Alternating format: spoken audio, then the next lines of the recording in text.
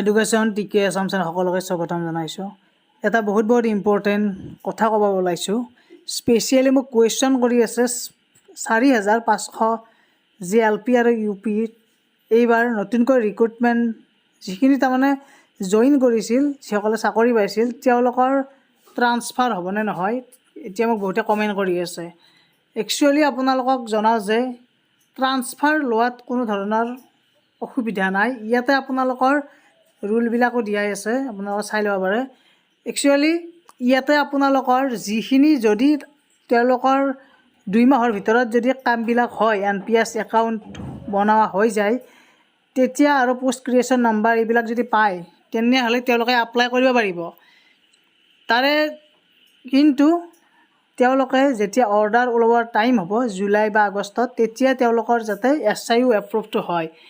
SIO approve কাৰণ চেলাৰীৰ কাৰণে এটা ঠাইৰ পৰা এটা ঠাইলৈ যেতিয়া যাব, যেতিয়া জইন কৰিব, তেতিয়া জইন কৰাৰ সময়ত SIO এপ্ৰুভ কপিটো লাগে। কাৰণ আমি নিজে গম পাইছোঁ, এক্সপিৰিয়েঞ্চ হৈ গৈছে। সেইকাৰণে গতিকে যিসকল কেণ্ডিডেটছে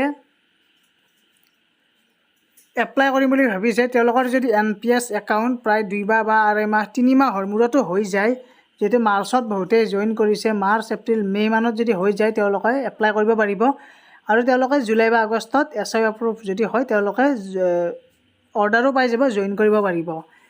গতিকে আৰু HRMS যিটো প্ৰফাইল আছে, এইটো আপোনালোকে ক্ৰিয়েট কৰি থৈ দিব, কাৰণ HRMS প্ৰফাইলটো বহুত ইম্পৰ্টেণ্ট যিহেতু ট্ৰান্সফাৰৰ ক্ষেত্ৰত। সেইকাৰণে গতিকে সকলোৱে ভিডিঅ'টো শ্বেয়াৰ কৰি দিয়ক আৰু ছাবস্ক্ৰাইব কৰি ৰাখক চেনেলটো।